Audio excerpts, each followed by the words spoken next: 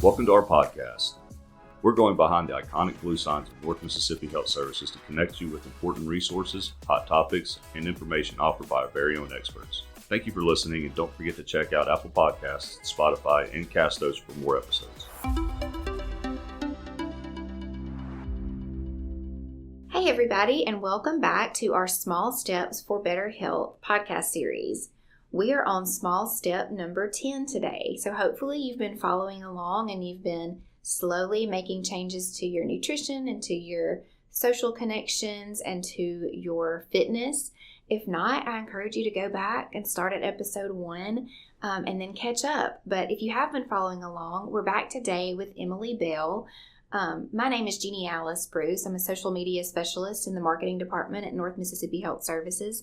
And I've got Emily with me today. Emily, thank you so much for joining us. We're so grateful for your expertise. Will you tell us a little, remind us, you've been with us before, but just reintroduce yourself, remind us who you are.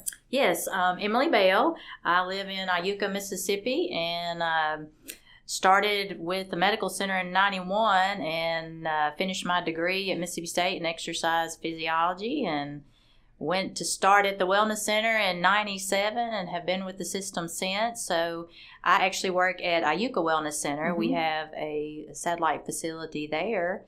Love this great big thing called exercise. Yes. And Emily has really been walking the talk for many years. She's been working at the wellness center for a long time, but also personally is very active and has been active through lots of phases of her life. So she's a great expert to talk about Thank this. You. Okay, so today's small step is about increasing our activity to the recommended levels. And so hopefully by now, you've started building in a little more activity to your daily life. And now we want to start talking about increasing that activity to the, quote, recommended levels of activity. So Emily, will you catch us up on what those recommendations are? And if it sounds overwhelming, don't panic and turn us off. We're going to make it easy for you to start working your way up to this. Absolutely, yes. So the American College of Sports Medicine are the guidelines that we go by in our medical fitness wellness programs. And most everyone in the health and wellness industry, if they have a legitimate certification behind their name or degree, use the American College of Sports Medicine guidelines. Okay. And at this point in time, as they've changed over the years, but as of right now, they recommend at least 150 to 300 minutes of moderate intensity exercises, or at least 75 to 150 minutes of high intensity exercise. Plus, we need to add 2 or more days weekly of strength or resistance training. Okay. And we can go through those individually as to what that actually means. Yeah. So really the idea is if you're working out at moderate intensity or lower intensity, you need to go a little bit longer. But if you're to a point where you can increase the intensity, you can go a little bit shorter. So that's great. Now, again, I want to say, if you're starting at ground zero, you're not exercising, that's a lot of minutes. Yeah. So don't panic. Start with 5 minutes. Right. Take stock of where you stand now. And if now is you're not exercising, maybe it's even 3 minutes, like whatever. Make it easy for yourself. And then you'll see as you start to get a little stronger, you start to feel a little better. It'll be easier to work your way up to that. So if you're at a 10-minute walk right now, 3 times a week, bump it up to 15 minutes, something like that, right? Yes, and again, when we were talking in a previous podcast about small steps, now we're at that level to where we want to add more to that. That does not mean that 4 or 5 months from now, oh my goodness, she's going to have me exercising all the time. Right. It's, are we able to take it to the next level? Right. People tend to get bored with their exercise programs. Right. We need to add flavor and variety in that. And one of my members was asking a couple of weeks ago, they were like, well, all I can do is walk. And I said, well, can you change the terrain that you walk on? You come inside the wellness center and you do the treadmill, but can you get outside? Is there a safe enough area that you can walk? Mm-hmm. Can we increase our incline when we are on the treadmill? Mm-hmm. Can we speed it up? Can we slow it down? Those are all attributes within a one type exercise program that we can actually do.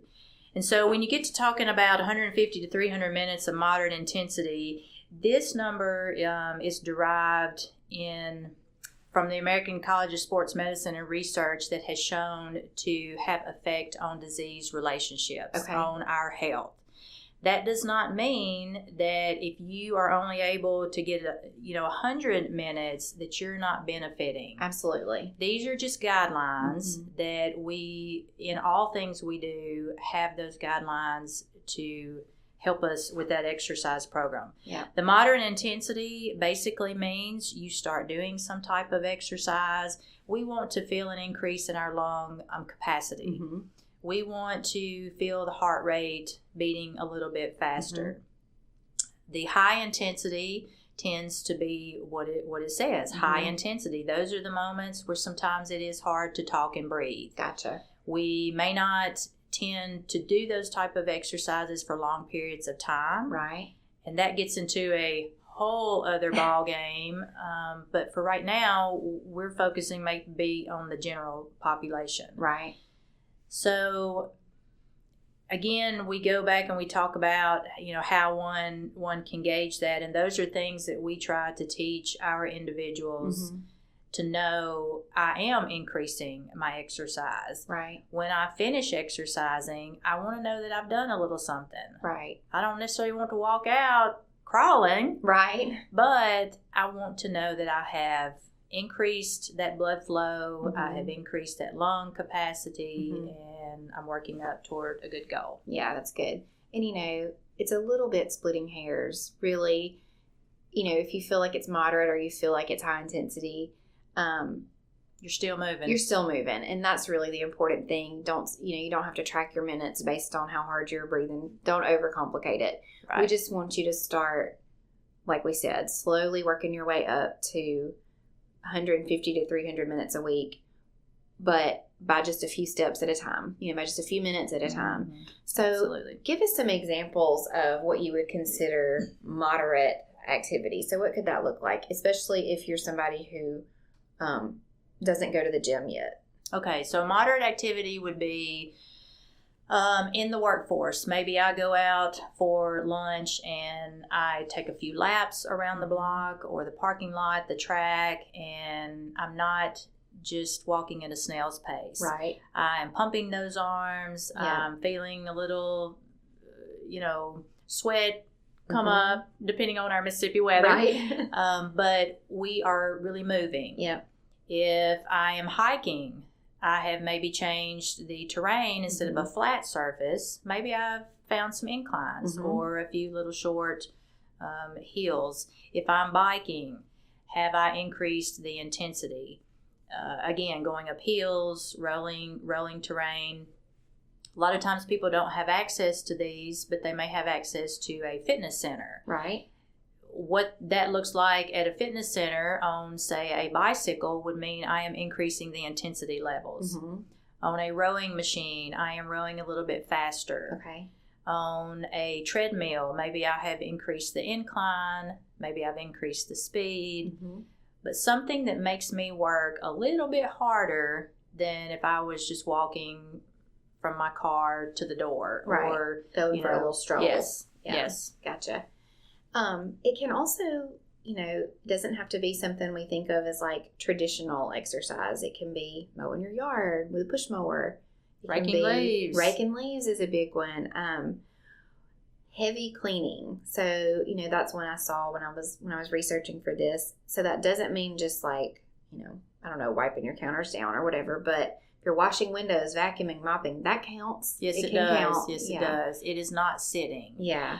And so, again, that goes back to what we had previously talked about in our other podcast, just moving. Right. When, again, look at what your lifestyle is.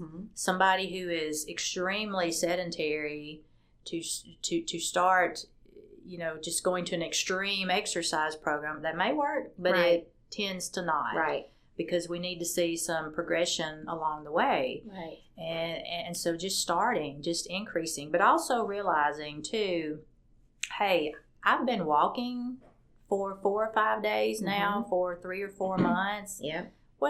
what can I do? Maybe even 1 to 2 days of those days. Can I choose a different route? Can I go a little bit faster? Yes. Can I increase some incline? That's good. May not necessarily be every day. Right. But again, am I stepping out of my box? Right. We even tend to get routine in our exercise program. For sure. And that is great if that creates consistency. Sure. But if the moment you find yourself getting bored or we start missing some of that exercise, start dreading it. Yes, then that's when we need to add a little bit, switch it up, variety. Yeah. It can also be sports. Everybody's talking about pickleball these days. Lots of people play tennis, so that can be moderate or high intensity activity also. Absolutely. Pickleball is great. Yeah. And again, the whole wellness part is the social aspect. For sure. The spiritual aspect, the physical aspect, and just finding your tribe. And sometimes people think, oh, that tribe has to be a lot of people. No, it doesn't. 2 people. That tribe can even be you. If it fits what's in your life and it provides that quality of life, the rest will come. Yeah.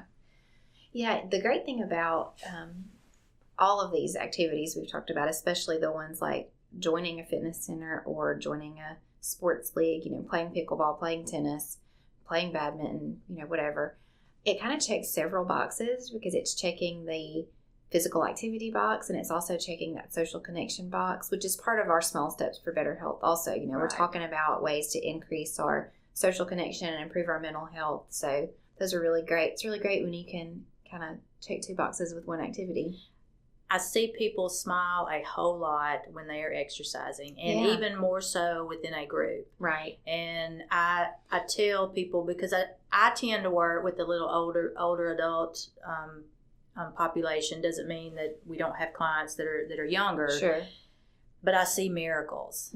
I see that maybe they have lost a family member. And if it were not for them moving or starting an exercise program, they may not be here today. Right. And their quality of life has increased. They're laughing. They've created new friends. And so we need that. We need that in today's society. We need something positive. We need something feel good. And we need something that's going to give us benefits beyond measure. Yes, that's great. So I want to touch on the 2 or more days of strength or resistance training. I don't want this to be something that's a stumbling block for people. So if you're not there yet, it's totally fine. Come back to it when you're ready. But tell us about the importance of strength training or resistance training.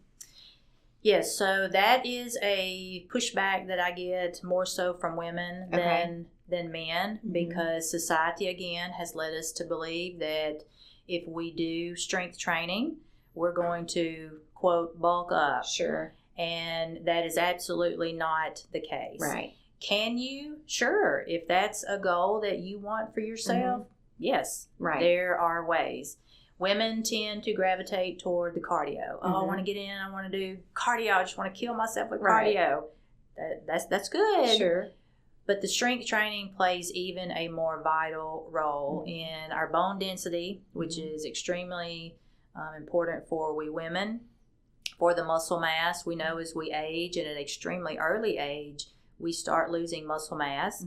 And so if you think about just the daily activities we do every day that maintain what we have, just think about what 2 days of extra resistance training would provide. Right. And the beautiful thing about muscle is that no matter what age we are at, we can create extra muscle fibers, which means we can increase our strength. Right. We can keep our joints protected. We can work on balance and become stronger. So, and people will say, well, just two days? Sure. Sure. Yeah. Can they do more? Absolutely. Right. But let's work it into whatever's feasible for your lifestyle. Right. That will keep you consistent. Yeah. So that strength training can look like sort of the classic, what we think of, lifting weights at the gym. It can also be, pushing a stroller or a wheelchair, especially up a hill. using kettlebells, and it can also be just body weight exercises like Yes. lunges, push-ups, squats, sit-ups, all those things. That's Resistance all considered bands. resistance training. Yes, absolutely. It's all things that'll make us stronger and more mobile. Yes, if you go to the grocery store and pick up that 2-liter and you feel like lifting it over your head 10 or so times, go for it. Right. That is just extra resistance on that muscle, which is all resistance training means. Yep. And, again, I go back, especially since I work in the medical fitness area, to finding a professional, finding individuals that know what you need. Right. Because the resistance training can cause injury. Right. Especially if you try to lift too much all at one time. Yes, it can make those muscles extremely sore. Mm-hmm. So That's want to good. start slow. That's right. That's great. So anything else on these recommended guidelines before we wrap up?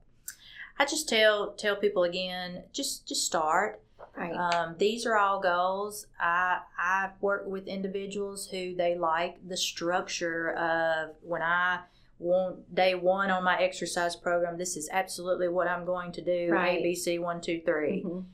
Then I have individuals who we tone it down to meet their lifestyle, to meet their physical limitations. But just start and be realistic. That's right. Be realistic. Yep. I'll also just add that all of our wellness centers offer things like group exercise classes and personal training that are really helpful as you're trying to add in more activity, just to provide a little more accountability, a little more support as we work toward adding more activity. So I'll just remind everybody that one thing we've been talking about in all of these episodes is that consistency is key. So if you're at a place where you feel good about the amount of exercise you're getting and the thought of adding 5 more minutes is just overwhelming, don't do it. Just keep doing what you're doing. Start tomorrow. Sure. But if you're ready to add a little bit more, start working your way up. And I would just encourage you to take stock of how much you're moving right now and then set a specific goal going forward. So for the next 2 weeks, I want to add 5 minutes, or I want to try 1 day a week of resistance training, or whatever that looks like for you. But set a specific goal and go after it for the next couple of weeks. And we think you'll see some improvements in your health. Just do it. That's right. Just start somewhere. Yeah. Okay, great. Well, thank you so much. So again, this is small step number 10. Start increasing our activity a little bit. I encourage you to follow us on social media. Sign up for our e-newsletter. We've got a lot more information out there, a lot more education about these small steps. And we'll be back in a couple of weeks with our next small step. And so, subscribe to our podcast, follow our podcast.